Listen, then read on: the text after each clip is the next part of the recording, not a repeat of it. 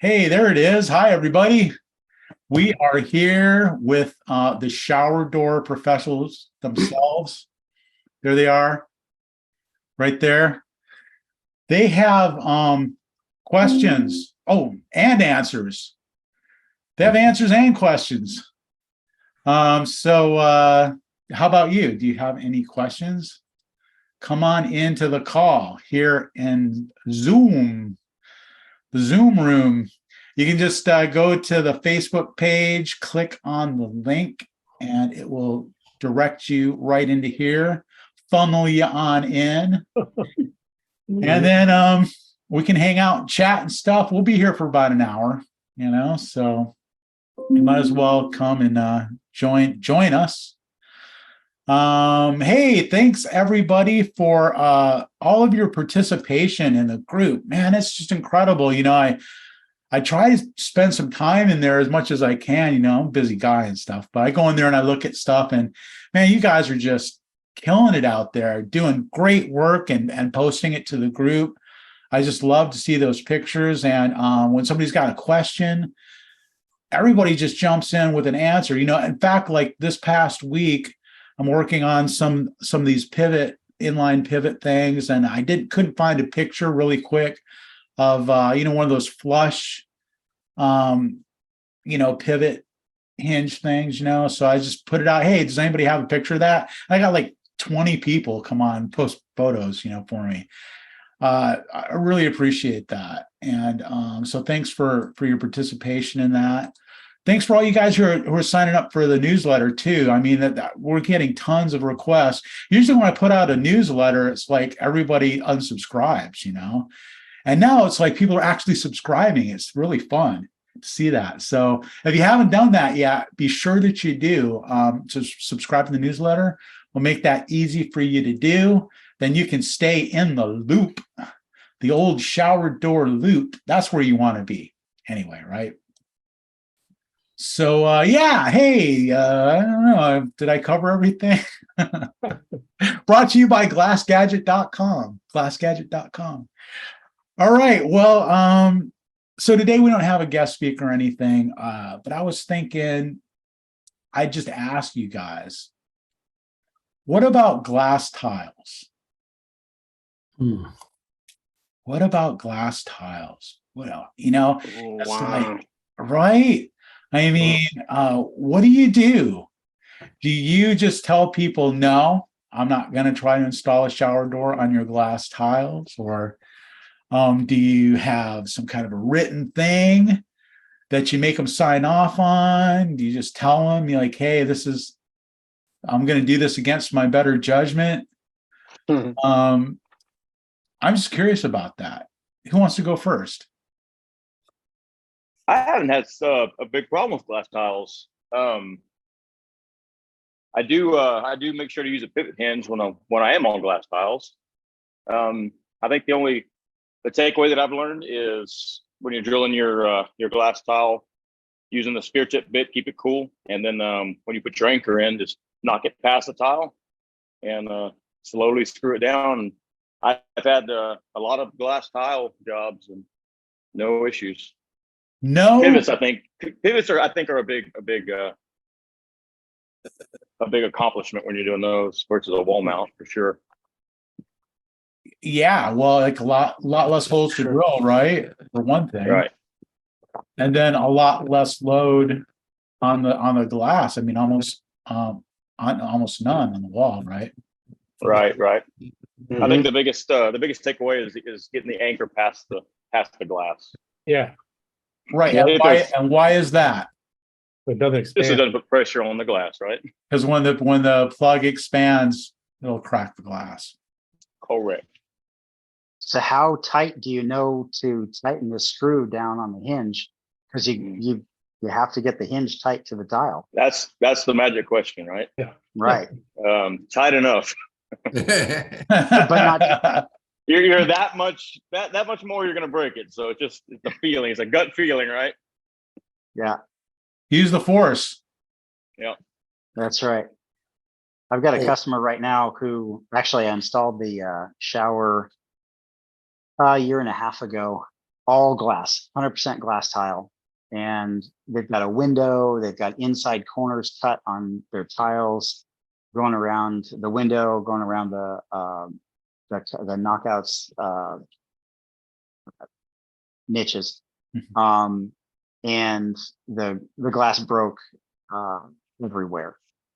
And it's thin tile everywhere where they had inside cuts and around the my hinges.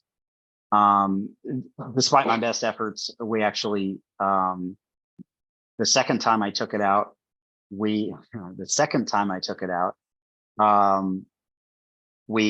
cut around where the hinges were going to go. I put back plates back there about the same thickness as the tile. Yeah, they were that thin. And screwed it down. We still had cracking, even though I really wasn't even touching the tiles. Long story short, they just went and uninstalled the glass last week, and they're having the entire shower redone. Wow. And I told them from the beginning. What's that? I said without glass. Yeah, without glass. Yeah. Well, actually, no, it's without glass, and the tile's thicker. This tile is like 3/16, maybe a quarter thick. And what they're putting back in is 3/8 or better. So they already know that one of the two panels isn't going to fit. So it is what it is. And I told them right from the very beginning, this is not going to end well. And they learned that very quickly. And they're mad at the tile company. They're mad at everybody. But anyway, They were just mad. they're just mad. They're an interesting group of people anyway, but whatever. Yeah, so that's my story, and I'm sticking to it. There you go. I just tell people your tiles are going to crack. Yeah. Oh. Set the stage right from the beginning. Well, Steve Nunn doesn't seem to think that Steve Nunn is just like, this is no big deal at all, man. I have never I need had to that problem. sub out to Steve. No, Right. I mean, I have cracked a few, but I do think that with the pivots and just being careful, the biggest thing I've learned is like I said, taking the anchor past the glass, and I have put a 30-second bumper between each side of the leg on a pivot if it's got the pork chop end hanging out, but just got to be super careful, as everyone knows, Yeah. Chris, the big thing is how soon can you talk to the customer or the designer or the builder? Because if you can prepare for it, that's a whole different story. If they put blocking behind it, you may not have to use the plastic insert, so you can go directly to a stud. So you're going through the sheetrock, then to the stud. Or you can lay out where your hinges are going to go and have the tile guy tile up to the plate, just like Brian was talking about. Yeah. And then you're securing, and you're not even drilling that.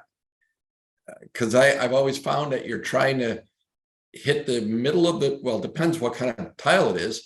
You may be trying to drill your holes in the middle of that glass tile to give you more support than trying to go into a grout line and hit edges and crack two tiles. And then if you're using wall mounts, now you got to drill 8. You're never going to get all 8 into a grout line. It's just about impossible unless they're mosaics. So where Steve said go with pivots, you're going to reduce your amount of problems considerably. And if you can meet with the customer and the tile guys in advance, now you've got a real heads up. Yeah. So the whole key is, when do they call you? Yeah. That's After always it's the key, done. though, isn't it? Yeah. With any topic. I think we put out our design tips on this page, that you give to the customers in advance, and even put them up on your website and warn them that glass tiles will crack. So, like when you go to order tile and you order 10% more because you're cutting it on a diagonal, you should tell them if you're doing glass tiles in a shower, you should order 20% more, because every hole you're going to drill is going to crack. So they got to have more on stock. that kind of dissuades them Oh, you guys have more a problem with the tiles cracking in the drilling stage or in the mounting stage? in the mounting stage when you're Okay. applying the Mounting or even pressure. after. Right. And Steve, that's not just glass tile. That's like all tile. When these guys don't butter the back of the tile properly, and there's a void there, right? Because For sure. where it cracks, you'll almost always see that the thin set wasn't on the whole tile. Right. Some of the guys butter it like you do a mirror, and they just put globs and they put the tile on there, and you can hear it when you're drilling that it's hollow. Does anybody else go and knock on the tile before you get when you're doing an estimate? Make sure it's not Yeah, hollow. sometimes. I do it all the time. Yeah. I go if I hear anything hollow, I always warn the customers, hey, this is a potential tile breakage. So, Yeah. but in my terms and conditions, I don't replace tile anyways, even if I break it. Right. just Right. the way I it break is. it. I don't replace it. I do So- not. So how do you, so you tap on the tile? I don't think I've ever heard anybody say that before. Do you just like with your finger, just knock on it like you're knocking on a door? Or do you use something like a pencil or a hammer or Here's a screwdriver. screwdriver? Probably not a hammer. Probably not, like a mallet, a rubber mallet, A screwdriver, just the tip of a screwdriver, because it's metal and you can hear it resonate. Yeah, there's definitely a different sound when it doesn't have the proper support. It's hollow. You get used to it. I don't know what your construction's like in California, but a lot of floor tile too. You'll walk along and we use a golf ball and just kind of drop it. You can hear the voids in the floor tile. It's just a different sound altogether. Jotty. That's the answer to how work is in California. No, I mean, you have basements? No, So- we don't have basements. You don't have basements, right? So almost all your flooring is tile or artificial wood, right? Yeah, that vinyl flooring is super popular Yeah. now. Okay. So in the years past, you used to do at least in Florida, a lot of tile floors. And you could tell just by walking on it, you could hear the hollowness underneath. So same thing goes in the shower. You can hear it. Now it's not 100%, but like Andrea said, you got a pretty good idea. It's hollow back there when you tap on it. That's smart. I like Yeah. that. Also, we kind of push on it too, especially if it's on a pocket door wall to see if there's give to it. I don't know how many you do in pocket doors, but That's That's a a whole problem. nother topic on. yeah. Yeah. Yeah, but add pocket door to glass tile, right? Glass tile on a pocket door wall. Yeah. Whoa, did you call me Andrew? No, Uh, I did not. Play it back tomorrow. Play it back. I'm gonna say, I'm like, dang, That would be a compliment if he called you Andrew. Andrew. I have a cousin named Andrew. We hung out a lot, and they used to get us mixed up. He used to call me Adrian. They call me Andrew. I'm like, I got to hear it again. Yeah, I don't know him.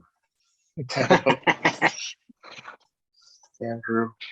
That That happens. was a good topic, Chris. Yeah, thanks. I thought so, That's a good topic. It was on my mind. How think many we- unusual things have you run across? Like guys that add rain heads after you've measured the glass and they put a long extender bar on here. So now when the door swings in, it hits. But you didn't know that when you were measuring or laying it out. Yeah, or lights on the exterior where the light wasn't there. You go to install it, there's a chandelier type light. And you say, this door is going to hit. We all know that, right? I mean, we'll just open it in. We'll just open it in. I mean, yeah. Yeah. Do you guys have that law in California or anywhere else that you can't have a in swing only? Yes. Yeah. Yeah. California, man. We do. I think that's universal. Yeah, Yeah. probably. Well, I thought there was a size though. If the shower is a larger size, the intent is if somebody had a heart attack and they had to get to them. But if the shower was big enough where you could push the door and still move the body, which is kind of gross, but yeah, there was a size requirement also. Not in California. You can't. No. It has to swing out. Or, I mean, it can go in as long as it goes out also. Yeah, yeah. correct? Yeah, I can Could go be both both. ways. Could be Yeah, both, those not three. in only. Yeah. You can't Not just in do only. in only. I always tell the customer it can swing in, it must swing out, Hmm. That's good. according to building code. That's good. Yes. Have you done? And is Have you done the barn door style doors on glass tile? Where Yeah, now, not I only do you have. have to put the top anchors in, but it's also pulling down on it. yeah, I did one. Yeah, and it held up okay. Well, no, it was just a one screw, so it kept slipping. So Yeah. finally, I turned it sideways and I made an oblong washer to go in there, Yeah. so it couldn't move once I tightened it up. And never went back after that. Okay. Yeah. I've seen that happen also. Yeah. Yeah, because you couldn't crank down on it, you break the tile. Yeah. Good. I think what I've learned on the barn door style on glass tile is if it's a stationary and a panel, I mean a stationary and a door, to really block up the cutout on the stationary. That way that bar is sitting on some bumpers, you know, once you put the screw through it, that holds a lot of the weight Mhm. Yeah, off the tile. sure. It sure does. Yeah, but if you did something like a Cambridge where they're both sliding, that I haven't done you know, that yet. Yeah. Yeah, yeah, or do the Phantom, where you're putting a glass header across. Now you got all the weight just on the brackets on the two sides. Nowhere to hide. No. And again, I don't know how many of you guys have to go into the house and cut the back wall out and add a stud. Like, have you done that? nope. Yeah. Yes. Yeah. Did that for the first time actually on a job that I did here like last month or so ago. It was a pretty big door and the contractor was still there on the job. So we started drilling and it was really, really nice bathroom, really nice tile. And yeah, but there's like nothing back there. I mean, didn't even seem like there was drywall back there. Like, yeah, this is not going to work. It was a big 1/2-inch door, but he was right there. So there was a closet right there. It was like, it worked out pretty good. So they were able to get in there, cut it out, stick it in right away. Yeah, let them do the sheetrock patch. Yeah. But you guys will actually cut the sheetrock out and actually put in the wood and all that, huh? Yeah. The guys carry pieces of studding in the truck with them. We do it too, but to whoever said it, we just tell them we're not going to finish it. Well, so we can get the job done. We just won't finish or paint or anything like that. Yeah, but do they charge you for it, Mike? No. Yeah, they shouldn't. But if you're doing it for a homeowner, it's different than if you're doing it for a builder. A builder will have his subs do it. Right. Well, the homeowner, I mean, we all talk about that line you have to walk. I'm not going to throw somebody under the bus because they didn't have studding or whatever. Yeah. But I just have a conversation with the homeowner and say, you don't have a stud, you're going to incur. You can go find a contractor, you can go find your handyman or whatever. We can do it, but with the understanding that I'm not gonna patch it or paint it. Those guys are probably easy, readily found. I don't think I've had anybody push back on me. I've had people tee off on me because there's not a stud there and I didn't frame the shower door. We get through it that way. Try to offer some options. Good. Yeah, we do the first coat of mud and then let them finish it. Oh, really? Yeah, Oh, that's cool. That's pretty, it's kind of going the extra mile, I'd say. well, they just, and I charge for that service. I mean, like, if I know there is no wood back there and I'm not comfortable, I tell the customer that, we'll put wood back there as long as we have access. And we'll put it in there and put the first coat of mud and we charge about $150. Okay. You It's get reasonable. back on that, Brad? What's that? Do you get any pushback on that? Depends on the customer. Yeah. Mhm. Wow. So what do? Do you just like cut a piece of sheetrock out, do your thing, and then use that same piece of sheetrock, stick it back in, and then Yes. mud over it, that sort of a thing? Yeah. Yeah, it makes sense. You just need a piece of wood in there that you can maybe toenail a couple screws into the adjacent stud and maybe use some glue or something. It really doesn't take a lot. Some of these anchors, there's these zip-it anchors that are used in commercial construction, and they say they hold like 600 pounds per anchor on just sheetrock. Well, if you can capture a large area of sheetrock, there's some strength there. Mhm. So, even if you weren't into a stud, I think you get a lot of strength with an area. You could actually just glue a piece in there. But in general, we always try to physically fasten it with a screw. And you have most of these materials on the trucks in case you run No. into that? No, because we don't do it very often, quite honestly, just 2 or 3 times a year, really. But I just had a situation where we had a piece of hardware that was loose on the wall, and I explained to the customer we didn't have wood in there, and they said, well, the tile guy had wood in there, and they went back and forth. Then they looked at the picture on their phone because they took pictures of the progress of their job and realized he stopped it short. And basically, he didn't go to the top with like a pivot hinge. Okay. So, it was just, it was loose on one of the screws, and I offered, hey, we could put wood in the wall, and they didn't want to move forward with that just yet. They wanted to see if the anchor that I used would work, and evidently it's been working. So that's been about 6 weeks ago, probably. So, but yeah, I've done And it generally, a few times, quite a few times. and generally speaking, we provide the customers usually with a couple of design options that will work for their space before it comes to that. But if they're really hell-bent on a certain design, then we can start talking about things like that. And it really only gets to the point where we're in a bind if it was, a surprise during the installation and our guys are telling us, hey, we didn't hit anything.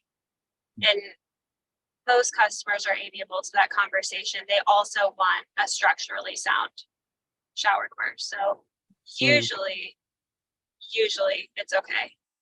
So then, Christina, what do you guys do? Do you have wood? Do you put some blocking in, or do you call someone else to do it, or what?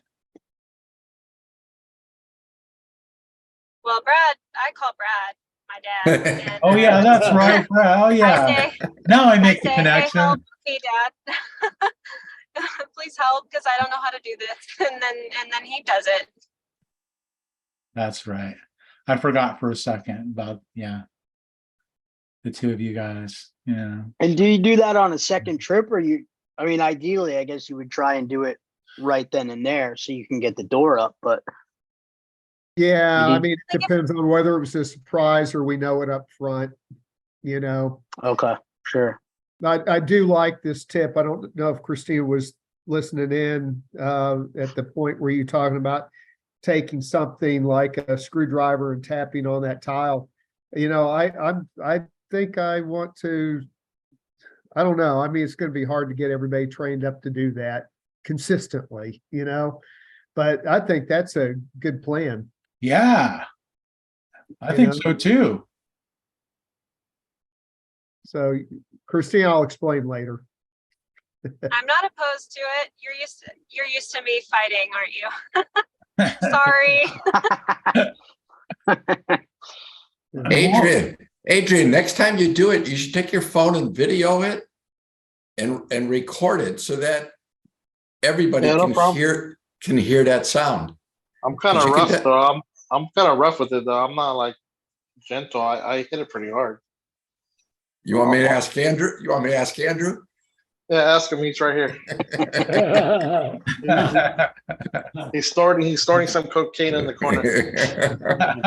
I won't bother him then. Hey, Chris, Vidor put a really good comment in the chat there. What's he talking about? He He should says, just what do you- step up and just say it out loud. Yeah, no kidding. He's Man. saying, like, every time that I'm mounting hardware into glass tiles, I use the leftover thin gaskets from the clips to put in between the tile and the hinge. The tile and Yeah. clip, basically, Not yeah, big enough. to cushion it, right? Yeah. Yeah. So, like, I was probably talking about like the G90s, you're using those, right? And there's always extra gaskets in there. I do like that. Yeah. Brilliant. Okay, he just said he's putting his baby to sleep. That's I why he's see not that. on We're it. probably keeping the baby up stuff. Yeah, really. As shower door guys are always like making noise and keeping the baby awake and Tapping sounds. tapping on stuff with screwdrivers. Man, I like that though. It's funny how you'll hear something that you've never heard before, like that, after like so many years of being around. It's you never really learn everything, I guess, or maybe it's just me. I'm kind of slow. That's kind of like when you want to go into sheetrock, right? You want to know if there's a stud there. You can hear the difference. You knock on the sheetrock and you can hear the hollowness. Sure. And when there's a stud there, it's definitely solid. Similar idea. Yeah. It's very practical. Absolutely. Very practical. Hey, a little bit off There, subject. Look, I got a question off subject a little bit. Okay, good. I'm looking at some hardware right now. I'm doing some work. Have you guys used that company that FHC bought? I don't know. Anyways, they have clearance sales right now on their hardware. Has anybody ever used that other company they bought? Have you used their hardware? I don't know what the name of it is. Oh yeah, what you know who they're talking about, right? Moorhead or Moore something. Morse Industries. Morse Industries. That's There you How's go. their hinge? How's their hinges? Because they're on sale right now. I'm like, oh crap. Are they any good or are they kind I'm of? just trying to unload them. I had tried them once by accident. I didn't think I was getting them, but it's what came. I didn't like them personally. Hmm. I didn't care Right. for them. Yeah. Nah. It's their Carolina version of them. They're not good. They suck. I got the Preston, was their version of the Preston hinge. I didn't care for it. I think their I felt the finishes- quality was a little less. Their screws, their mounting screws for the hinge plates were seemed a little thinner. Really? Yeah. Hmm. And the Huh. gaskets, I had gotten clear gaskets. I to always get use. clear gaskets. Yeah. The clear gaskets didn't fit the hinge the way they would have had they been an FHC hinge. Wow. All right, pass. All right. I thought I would try it, but forget it. Yeah. You I talked mean, me out of it, Brian. for the 10, $15 that you're gonna save, I don't It's know. not worth it. I don't think it is, but I'm not gonna Alright. tell you what to do. No, you sort of did, so it's okay though. Told you what tell I Andrew did. what to do. You made That's your right. own decision. That's right. Just tell you what I'm gonna do. Good point, Brian. Yeah, nice. There you go. I love that. I know Morse was selling railing systems and they were actually handling Q-Rail. So they weren't making it, they were just buying it from Q-Rail and re-wholesaling it. So I don't know where they're getting their hinges from. Hmm. There you go.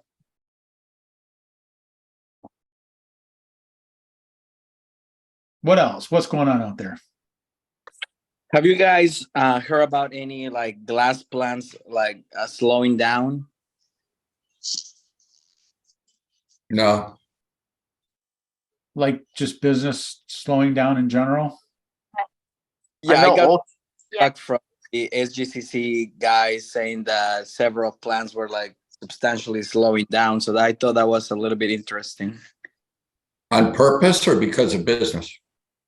Because of business, like they some plants that were cutting shifts to, one shift they were only tempering, a few days a week. So I thought that was interesting. You mean fabricators? Yes, we Yes, heard the same. Yeah, I talked to Old Castle. They're kind of slow. Yeah, they're kind of, yeah, like my supplier. They're slow too.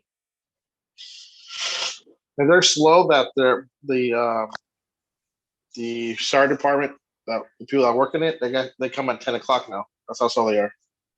So I need to get hold of somebody. I gotta wait till 10 o'clock. Sounds like this is a good time to renegotiate some pricing. Right? Mhm. Yeah. How about you guys?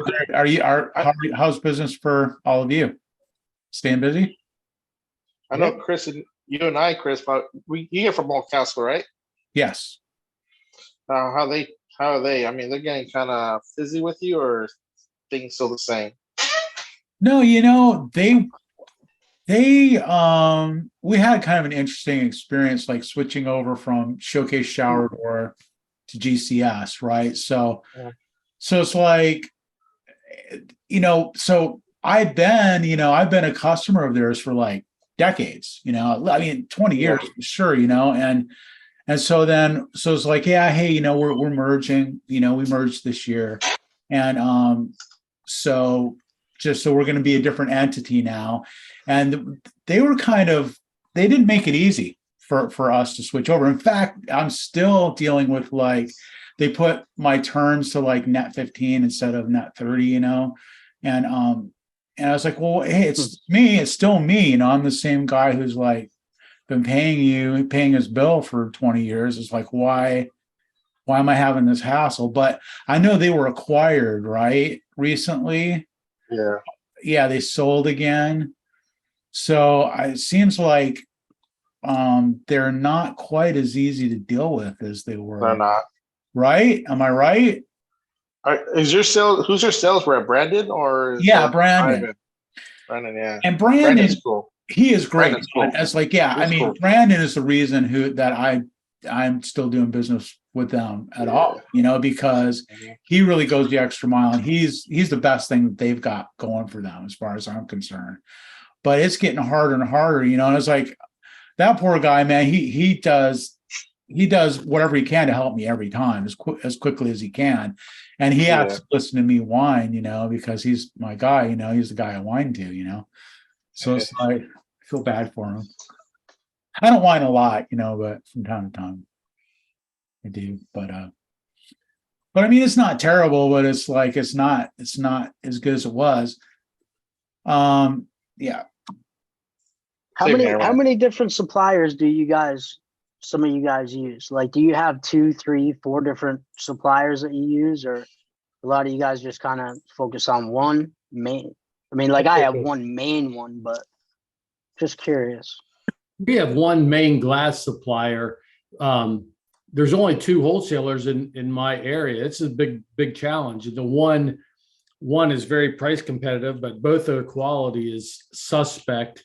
And hardware suppliers, we've been using FHC a good bit, but the glass, I'm really I'd love to see 1 or 2 more wholesalers where there's more of a competitive nature, and then somebody's even competing on quality, because we had an instance today, and I know we talked about this before. It was an oversized door, went back and forth. We decided to use pivots. It was about a 38-inch wide door. And the supplier who does some of the design and the hardware kept telling me, you can't go above 36.5.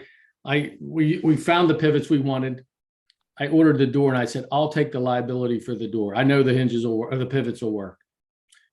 They sent me the door, the maximum size door that the software said the pivots would support. So here this customer's waiting, and I get a door that's 2 inches to less. I was 34 or whatever, and so it's the kind of BS you put up with. It's frustrating. Oh wow! Mhm. That's not acceptable. No, no, Mike, they sent it to you even though you ordered it yes, otherwise, and they didn't give you a heads up, like, hey, No, Mike, we're gonna have Bill. to send you this?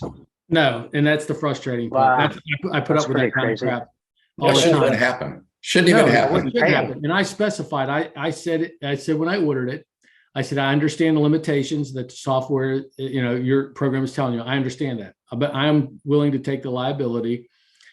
I discussed it with the builder. I said, they over engineer those things. So if they're telling you it's good for, 150 pounds, so another inch or two, I calculated the weight of the glass. Anyhow, the net of the whole thing was, I said, I'll take the door. I need it to be 37 or whatever it was. And they sent me a 36 1/4 inch door. Now they want to fight and say that because it exceeded the limit, that a replacement door shouldn't be under, I should have to pay for both doors. Oh my God. That Whoa. occurred at 4:30 today when I got back into the office. So I have that challenge in the morning. So if you That's send them ridiculous. a template of what you want, they won't make that piece of glass. In this case, they didn't, Tim. So this is kind of a first because this door was, a little outside the limits. This is new. I can't say this happens all the time. This happened. If you drew up a drawing and drew up your own template, they don't know what hinge it's for. They wouldn't. Exactly. Plus, but in writing, I said I will accept the liability. I know the pivot would work. Yeah. They didn't make it. So Well, what's crazy is what do they expect you to do with that extra, 1.5 inches or 2? big piece of vinyl. Cock it. Cock it. No, Chris doesn't cock. He just leave it open. That's right. Birds will fly in and out, man, when I'm done. I don't think there's any liability on the part of a manufacturer anyway, is there? I mean, if you order a piece of glass, whatever size, I mean, are they liable? No. Depends what attorney they get. You don't know what the hell what attorney they get. Chris, I'm serious about that. I know you are. What? Depends what attorney they get. No, there's no liability because the manufacturer, if it was just a fax machine, you don't know what the hell it's going for. It could be a tabletop and those hinges are for cords. It's none of our business what it's going for. It's the fiduciary responsibility falls upon the person selling it to the customer. Yeah. We don't waterboard our customers and say, well, wait a second, is this a shower door? We don't give a shit. That's up to you. That's your responsibility. And Mike's right. He knows it'll work. It should be up to him to take that responsibility. Yeah. I mean, we all have a responsibility when we look at an enclosure. Of course. We've all been doing it and say, we're not going to go out there and put some 46-inch door in on wall mounted hinges and walk away from it. Obviously, we have that responsibility, but we all get in situations where you can call it a tweener. You walk up and you're like, wait a minute, I know it exceeds the limit, but what's the limit? If the door says it's going to hold 175 pounds and you're at 180 or 183 pounds, it's going to work. I mean, I'm not going to walk away from something where I think somebody's in jeopardy just so I can make a buck. That's not how I don't think how any of you operate. I don't. C.R. Lawrence hinges are actually can hold 30 to 40% more than what they actually calc in the shower door program. Yeah.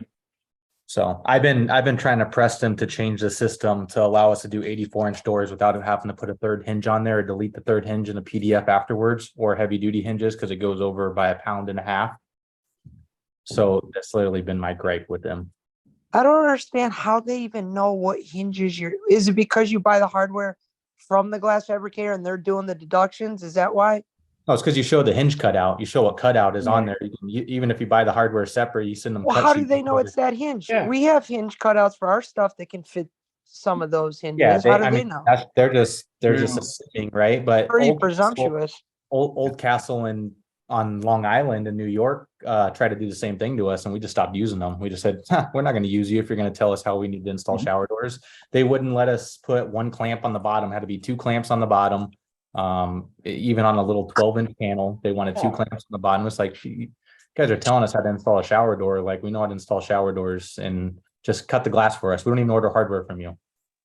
Are they Hmm. sending it in with a DXF file, or are you having is somebody having to manually key everything in?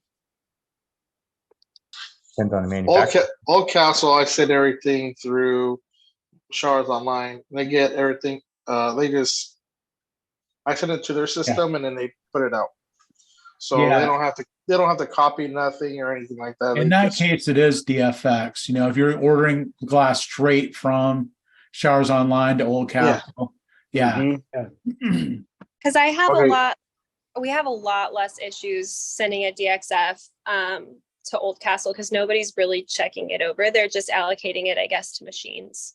So after that, they don't even look at it and they don't push back. Although today they said they couldn't miter the strike side of a door, which is news to me, but I fought them on that one. So I don't know. Okay, so the question is, how do they even know it's the strike side of the door? Are you showing them, it's so crazy. Are you showing them all 3 panels in one drawing? I mean, I sent them the DXF. It has 2 hinges and a hand, like holes for a handle. We don't buy hardware or anything, but I see what you're doing. Okay. You know, they know for obviously, and I told them like this is standard operating procedure in some situations, and we need it. So yeah, and they won't do it. You muted yourself, Christina. They did. They didn't walk away. I sent it to Ryan, Harper, Brad, and said he'd take care of it. But I don't know how long he's going to be able to like push those through. Yeah. We don't do it often. It's every now and then. And, you know, we do them, you know, so. Where we put, you know, a miter on that strike side edge. I like that. Yeah, it's crazy that fabricators would start telling you, oh yeah, we're not going to fabricate that. Yeah. Never get that. Well, from the fabricator's perspective, and I'm not one, there's obviously a couple in this group right here, but everybody knows that if a lawsuit happens, the lawyers are going after every entity involved, including the guy who made the glass. Now, you may be able to get yourself out of it, like Bill said, with a good lawyer. But aren't they all? You're going to be called into the fray anyway, right? Yeah, but that's like buying a car and turning around and putting wheels on it that don't work and it crashes and you're suing the car manufacturer. So, but they do. Yeah, but they don't win. Like they never get. That's like the gun manufacturers. They're trying to sue the gun manufacturers for people that have mass shootings that you can't do because then you can sue the car company for DUIs and killing somebody. So it can't happen. That's on the individual who does it. Right. I'm just saying that I think they're trying to minimize or mitigate their risk by not making something that they know is quote unquote outside of the manufacturer's tolerance. They can do that, but they're going to limit themselves from building long-term relationship and rapport that nobody's going to buy from them over a long period of time. I don't disagree. I'm just saying that may be why they're doing it. Right. And that's the sort of thing. I mean, it's really important to push back against 100%, because this is a slippery slope. I mean, once you know we start rolling over and saying, oh yeah, well yeah, I understand, you know, it's like they don't want the liability. It's like Brandon's talking about. How long is it before like you know, you can't buy a car because somebody else ran somebody over in a car, or you can't buy a gun because somebody else shot somebody with a gun.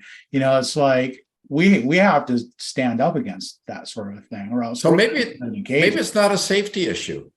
Maybe it's their production. That's what I think. They don't trust their own people to be able to handle the glass, at least with the mitered edges, okay, without chipping that little fine edge. I don't know. I mean, I'm sitting there thinking, well, what's their reasoning for not doing a mitered edge? It doesn't make sense because in manufacturing, you want to add as much value. Like at the end of the day, we turn sand into cash, and you want to touch that glass as many times as possible. in the factory in order to create as much value to it. So like when someone wants a long ordered miter, I mean, I'm just seeing dollar signs, like we'd miter anything. I don't know why they, unless it's just complete incompetence, or we also know you got to recalibrate certain machines to do miters versus polish. And if they don't do a lot of miters, they don't have to worry about moving the machines, probably because they don't take, care of them, and it's just a headache. Polishing machines can be real finicky if they're not well maintained and run. That's for sure. I believe that. Probably laziness. Well, yeah, Just but I mean, mitigating you're going to risk. have some mitered edge. What's the difference if it's mitered on this side or mitered on that side? I mean, if it's a matter Doesn't of make like sense. the safety of carrying it or the danger of chipping it or whatever. I mean, you're going to have mitered edges. Yeah, because what's It the doesn't difference make of sense. what's the difference if it has a mitered edge with 2 hinges or a mitered edge with no hinges? It's the same size piece of glass with a mitered edge. Yeah, it doesn't Yeah. make sense. About the angles, because you're going to have those 2 fixed panels that are going to have a mitered edge anyways, Yeah. and door in the center. So Yep. what's the difference between it? If it was at a different angle with just the door and a side, that's just crazy. Especially if it's somebody like Oldcastle. I mean, we don't have, that's our main supplier here, and we don't have. I mean, we've had our fair share of quality issues, and just like everybody else has, but nothing to where they're screwing it on oh, it has to be 2 clips at the bottom, or we can't miter this or whatever. They're pretty lean. I think it's just that particular facility. I don't know. That's just crazy to me. That's the problem with it. They're not operating as one company. They're operating as individual companies, saying that it's okay to do it over here, but it's not okay to do it over here. So, or people just don't care in other locations, or who knows what. So, Or you just got a bunch of order entry. Or you just got a bunch of entities that work there. Order entry people maybe getting a little bit of power and thinking, hey, nope, this is outside the parameter. They probably don't even understand what's happening on the glass. Yeah. Order followers. Not followers. There's a lot of glass companies that also don't sell mirrors, like some manufacturing facilities. But you got to have a good fabricator that knows how to produce stuff. Like I did a pony wall with a notch, and the top was a 22.5, and the bottom was that was inside 22, and the outside was outside 45. Wow. And they did it. That's tricky. That's tricky there, man. Uh-huh. Wow. That's cool. Did they hand polish it? It must have. Yeah, they did. Wow. Yeah. That's impressive. Some idiot didn't know how to set up the pony walls for a needle angle. And, Yeah. Yeah. I mean, the only thing I've ever had is like, oh, we can't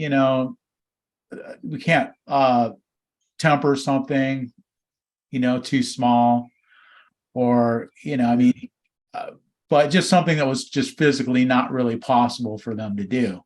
Yeah. But anything other than that, I've never had Oldcastle refuse to do anything for me in our location. So would it be worth, Chris, asking your guy that you have a good rapport with at Oldcastle? Was it Brandon? Is that his name? If he could call the other Oldcastle and try and get some understanding of why they're saying that. It seems to me there must be more to the story. There has to be. I will ask him about that. There has to be more. Maybe they're just set on their ways. These companies buy other glass companies owned by other people, and they just acquire their same employees, and maybe they have certain ways of working. I don't know. Oh, that could be it. Yeah, that makes sense. It's possible, I guess. Yeah. Illiban, you do it, right? You would miter that on a door and temper it. Yeah, we have done that. You do it all the time. We do it too. Yeah. So what's the application for that? Oh, I mean, what situation would you want that? Well, you could have a couple where you got, if it's a single door and the wall is on an angle, you just want to miter it and lay it against that wall, put the foam or some kind of gasketing down the edge. On a neo angle, you might want it where the door only swings out, so you mitered it to the panel and the door will rest against that. You get a nice fit. steam showers, even on a door and panel on a steam shower. You could have the panel, if the door swings out only, the fixed panel with an outside miter and the door with an inside miter. So they overlay each other and give you a good seal. So there's a couple applications where you would put the miter on the handle side. Oh, I had an issue like that where both of the walls were angled or mitered. That was a tricky one. I just had to pull the door away from the wall. I mean, I couldn't miter it. It was too much. It was half inch. It was 92 inches tall. And it had the pony wall was tall though. It was like 4 feet high. So the panel off the wall wasn't that big on the half wall. And I had to do, I mitered the hinge side, but as far as I mitered the panel, but the door was not mitered at all. I just had to make everything smaller, and they had to just deal with that. Go, hey, this is your guys'. I'm not gonna risk something that make everything mitered and then it not working. So I shrunk everything. I mean, I just put clear gaskets on the wall on the edges, and they were happy about it. So, and sometimes you just gotta just make the customers understand, hey, this was, and the good thing about it was that the shower was deep, so there's no water gonna come out anyways. I don't know why they want a door, but it was deep enough where they even need one, but they wanted it. Sure. Can I ask a rookie question for you guys? Was there ever a circumstance where you would miter the hinge side of the door? Ever? No. I have, but then I discovered that it wasn't necessary. Yeah. Christina, let me ask you this. If you were doing a neo angle with glass to glass hinges, the fixed panel could be mitered and have hinge notches in it. So I guess, would that fall into what you were looking for?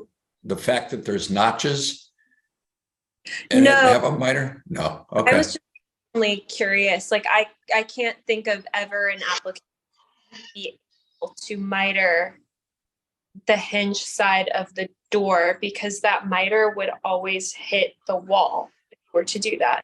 Okay, so maybe you just answered the other question. Whoever gave you the answer that they couldn't do it, maybe they misunderstood what they were told in the order entry department and didn't realize you were talking about the strike side of the door instead of the hinge side of the door. Maybe, but maybe she had diagrams. It had the dotted line down. I mean, it had the top view down kind of thing. Oh, all right. That's pretty clear. No, I really am curious from them why that's the case, and not to be a booger about it. I just really do want to know why. So I'll find out. If you find out, share it or post it. Sure. And if I guess my resolution to that when I was having a small panic about it was, if we flat butt the door, we could just use a double fin seal with the big fin on the outside. Would that be a good resolution to that? Yep. Sure. Well, depends what you determine is good. I mean, how does it look with a gasket on it as opposed to just glass? Well, bulb seal on it anyway. Yeah, put something on it, right? If it's going to rust against an angled wall, you're going to have to put something there, right? You can put it there. You could put the bulb seal on the wall, right? You can mount the bulb seal on the wall and leave the edge of the glass without a seal, and let the glass rest against the bulb. I always worry about if you put a seal on a wall, if the wall's not really good and flat, then, you might have issues with that seal actually adhering well. Yeah. You're right, Brian. You're absolutely right. Or what kind of stone is it? It might not even adhere to it. You're right. Agreed. Yeah, I hate having to put seal on the wall. Sometimes you do, like with a barn door or something, but I don't like it. Agreed. And to answer Christina's question, yeah, I've done the double fin like that, and it actually turns out pretty nice.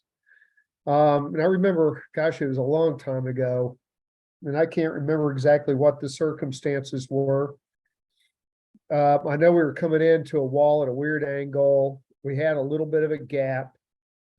And I don't know if it was a partial gap or if it was the full way. It's one of those angles, I think, that it's hard to get the silicone in and that sort of thing.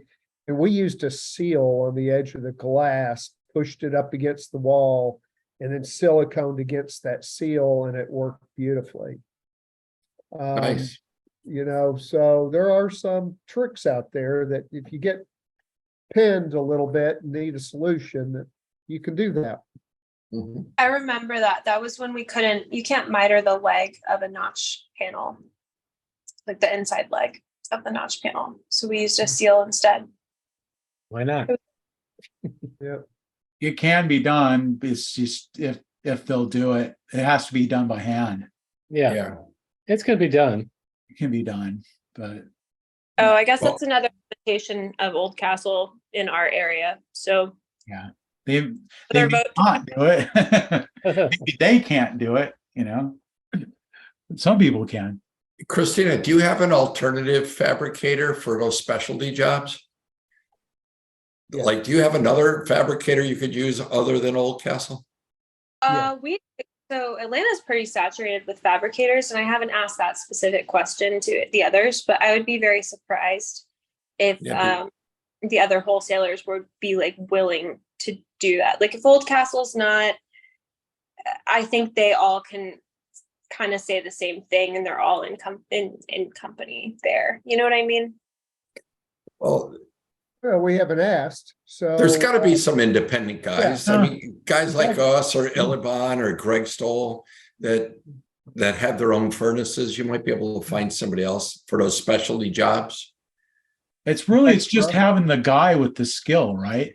It's Yeah, that knowledge. one guy who has the skill to hand polish, hand miter that. Yeah. I'm sure somebody does it. But then what's the price? Well, what's it worth? Was it worth to the customer, And how often have you run across this? You don't run across it that much, but it's good to have a guy in a jam or for a really high-end client that wants what they want, that you have another place to go. Yeah, we have a few that we can call, and now one is Vectra, and it's, I think they're willing to work with us. So, Chris, I have, I know we're getting towards the end here, and I just wanted to come up with maybe an idea. I'm not the guy, but if somebody might be willing to talk about human resources or something, I don't know if that would ever be a good topic or not. Absolutely. But we always run into something, now for people who are just one or two or three guys, it may not be as applicable, but when you start getting into eight or more people in a business, human resources pretty big, I'd love to have someone come on and talk about that. If somebody here has a great HR person that would like to come on and guest host. I have a lady that will be willing to come on. She does all of our HR and all of our work comp for all of our locations. That'd be awesome. Love to have her on. Let's line that up.